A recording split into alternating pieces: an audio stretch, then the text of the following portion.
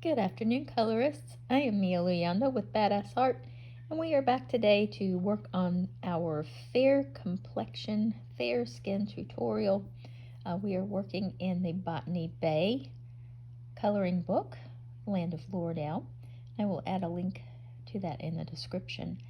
We are also using the Faber-Castell Flesh Tone pencils today, and they do not have color names, they only have numbers. And if you remember from our last video, we've been using only 3 pencils, 801, 802, and 803. So right now we are going to go back to pencil number 801, which is the kind of the shadow color that we've been working with. Just going to dive right in. And I'm kind of in the middle of a thunderstorm here, so if you hear some thunder or rain, that's what's going on. I've kind of been trying to film this all day, waiting for the thunderstorms to pass, and then I realized that just wasn't going to happen. Well, maybe it's ambiance. Listen to the rain in the background.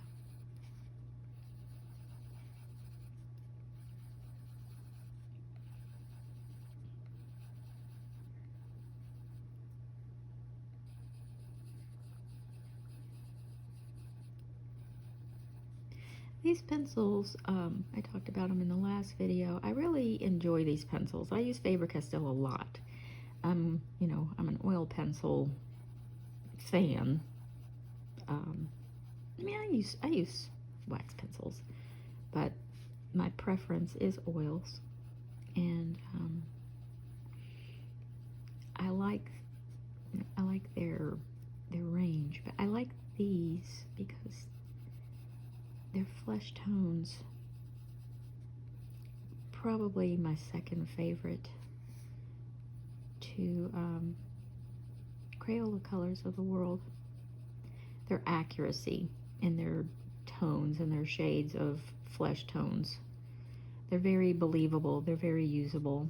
I talked about that before. Sometimes you get these sets of flesh tones, and you get this nice range, but then you get all these extra colors that, like magenta and hunter green, and I understand, as an artist, just starting with a blank piece of paper, sometimes those colors are used to, I don't know, counteract red and yellow and all that, But just as a hobbyist, those aren't colors you're ever going to use in a portrait. I've never used them in a portrait, and I was a professional portrait artist for years.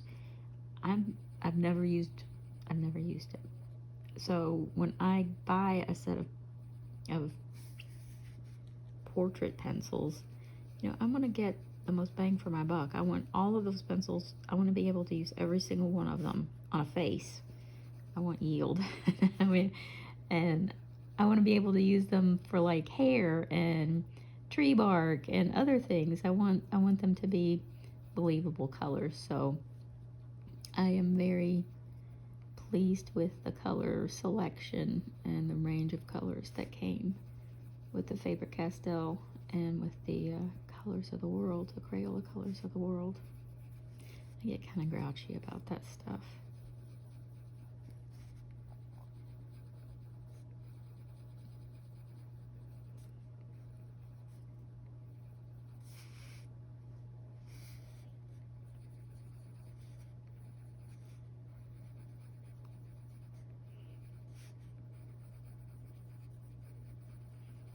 And I'm just using very light pressure. These have a lot of pigment. They don't, now they're not as easy to lay down as Prismas, first of all. You have to give them a little bit more push than that. For those of you that have the Brugschuners or the, I'm trying to think of what other pencils I've used on here before. You do have to give them, you know, a little bit more, but you know, that's why you go in soft. That's why you go in with that soft hand and those little tiny little circles, so that you can, you know, judge how much pressure you need. And I also encourage everybody to swatch their pencils, you know, before they, you know, get to know your pencils, know their colors, know what you know how much pressure they require.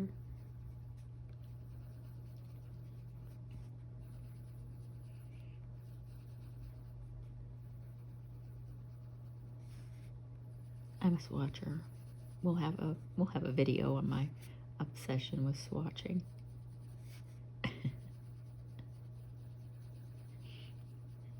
I think maybe it's just because when people ask me if I really use all those pencils, I can say yes, every single one of them. I have used every single one of them.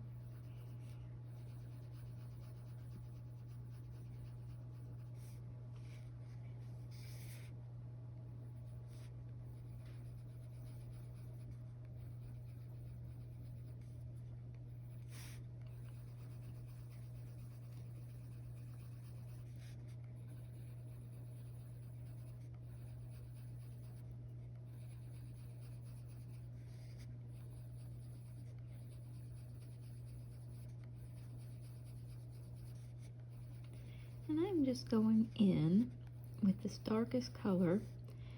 I always kind of forget to backtrack myself. I just assume that everybody watching today watched the one before, and that's not always the case. When you're doing a fair complected portrait, you choose the darkest shade that you're going to use in that portrait and go in with that first. That's how I do it. That's my technique. That way you already have the darkest color and you don't go darker. Sometimes, you know, it can get away from you and suddenly you're like, oh, wait a minute, this isn't a fair complected, you know, this isn't fair complected anymore. I've kind of you know, gone too far. But if you go in right off the bat and you put the darkest shade that you're going to allow yourself to add, then you kind of, you know, given yourself like a safety. It's almost like the seatbelt. You've added that. You're like, okay, that's it. And other colors that you add, you have a gauge off the bat.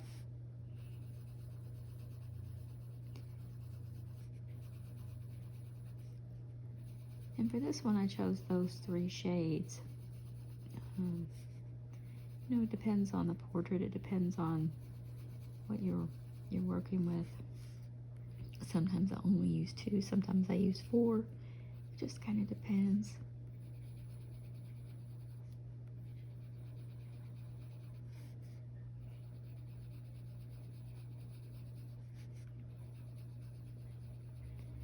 But just kind of go in with nice, easy, light hand, small circles. Be patient. You know, you're kind of laying your foundation here, and you're going to take your time.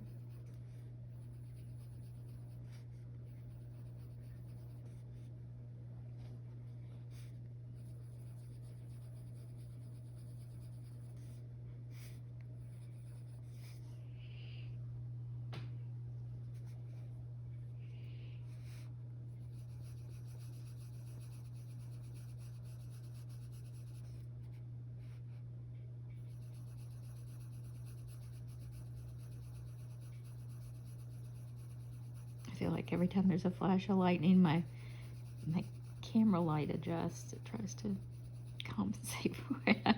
This might not have been the best time to film. I'm sorry, guys. Bear with me. We're in this together.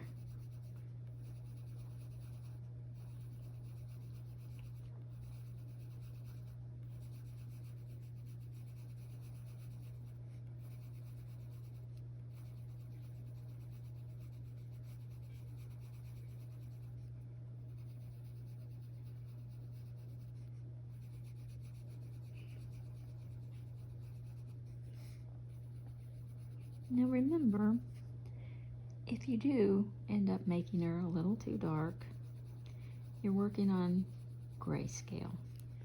And I've said it before, pencils work differently on grayscale. It's why I like it. I tend to work backwards. I work from dark to light instead of the other way around. When you're using light pencils on white paper, light pencils don't show up well over dark pencils if you're layering the pencils. And you're using white paper and you put down like a navy blue or dark green or whatever, and then you put a lighter color over top, you can't really see it. It doesn't really show up vibrantly for whatever reason. But if you're using black paper or darker grayscale and you put down a dark color and then you put a lighter color over top of it, it shows up vividly. It's beautiful. And I don't understand why. It doesn't really matter to me. All I care is that that's how it is, and I love that. So if you find that you've made her a bit too dark, remember you're dealing with grayscale here, and you can use a white pencil or use some white pastel and very gently go over it and lighten it up. Hopefully that's not your experience, but it's not all lost. Like I said before, there are very few things, I mean, aside from spilling your coffee across it, and even then I've made that work. I'm like, I'm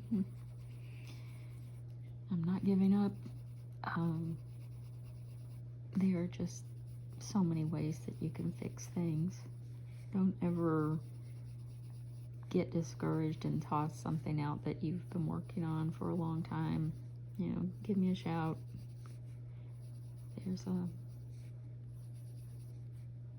There are a lot of oops moments, but you learn from them. Some of the neatest art tricks I've got in my pocket came from oops moments.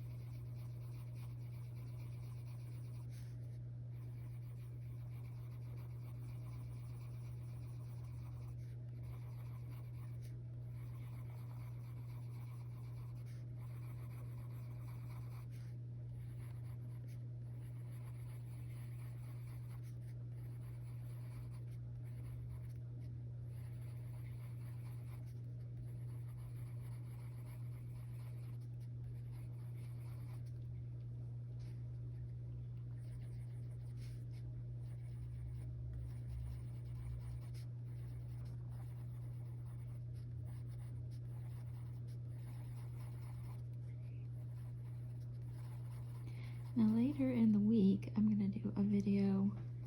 That looks kind of smudgy, but we'll fix that later. I don't know what that's about.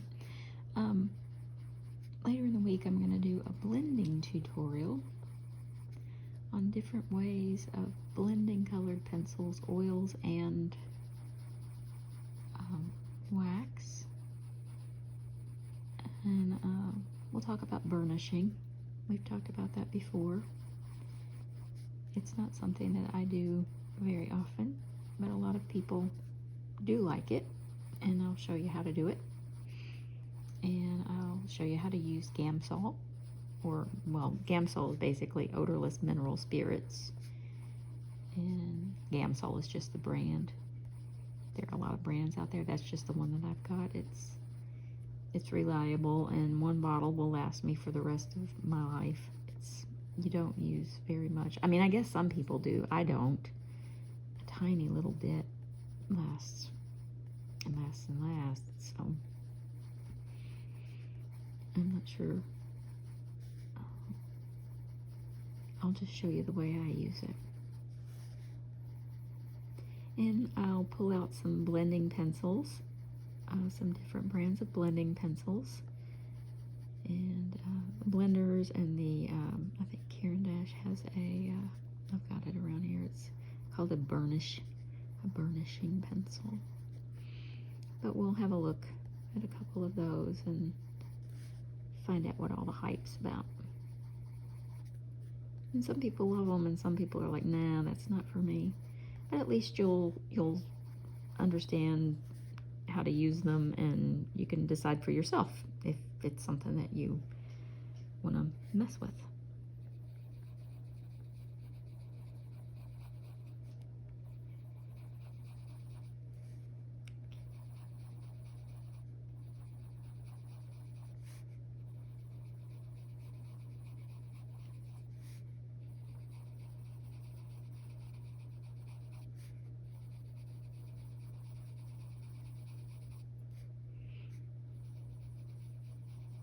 I'm just going over the darkest, shadowy parts of her face with this darkest pencil. I want to laugh every time I say this darkest pencil, and it's like latte. It's pale. It just cracks me up. But this is going to be a very beautiful portrait when we're done.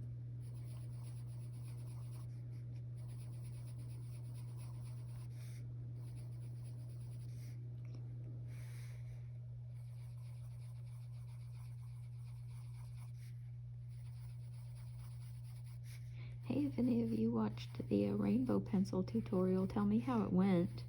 Tell me if it was helpful. I hope that it was.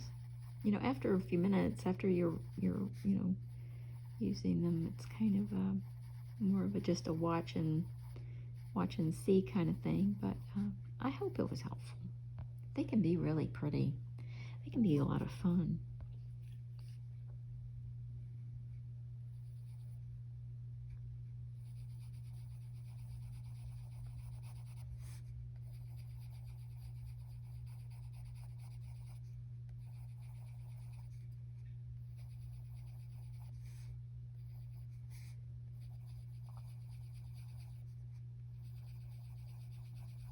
Alexa was about to give me the weather forecast for a second.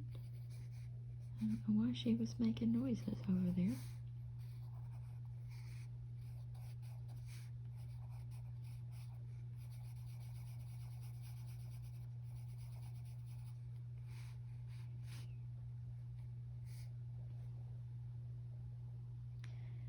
Okay. I think we're good right now for a second. Let's get number 802, and it's the peachier of the three, and we're just gonna start right in and start blending them in.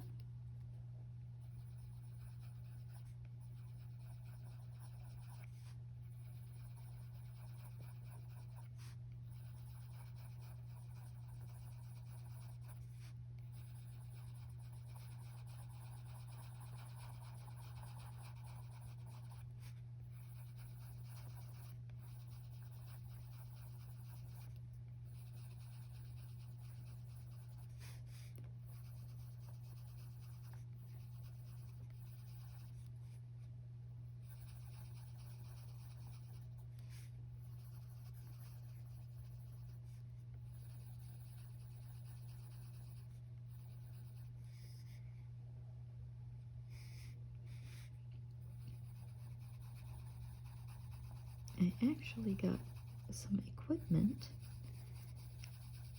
to use while I was making videos, and I hated it.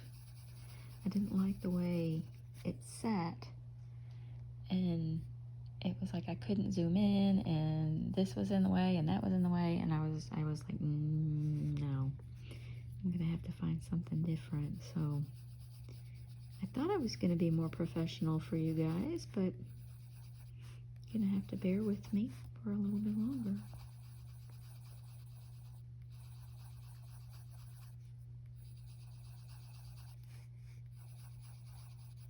doesn't work if my hands are in the way or if it's throwing shadows everywhere. That just kind of seemed to defeat the purpose. It was counterproductive. I'm like, no.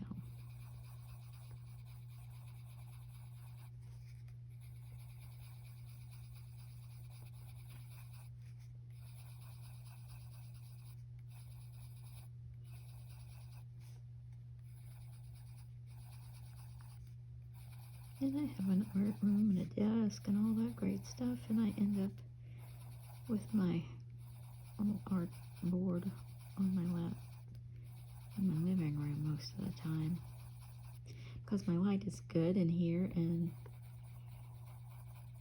this is just my kind of comfortable spot.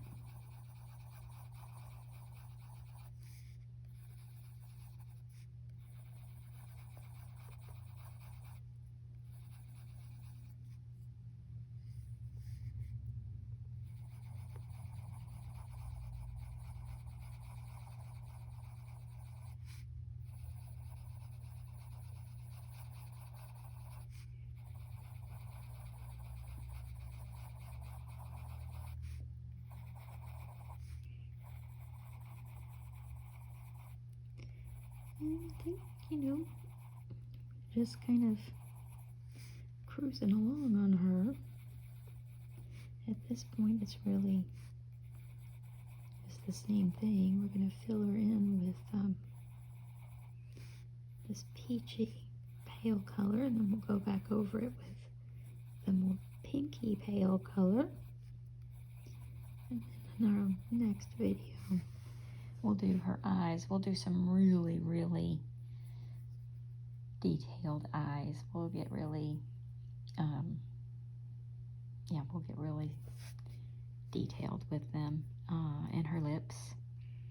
We might start on her hair as well, but I hope that that's been helpful for the pale skin. And we can do more of these, especially like with the new books that are coming out. There are a lot of little characters, little creatures. We've got little they're like little trolls, I suppose, or maybe goblins is a better word for them, and they have green skin, gray skin, blue skin. So we'll have some tutorials on how to do goblin skin, and maybe some zombie skin. And I'm definitely going to do one on how to do porcelain, like creepy doll skin. That was a request as well. So we will definitely get that one taken care of. So, okay, I am going to close for now, since we are kind of running towards 25 minutes. And I will be back tomorrow, and we will get started on these amazing eyes. Okay, I hope everybody's having a great day. Thanks for joining me, and thanks for bearing with me on this thunderstorm situation. Everybody have a great night.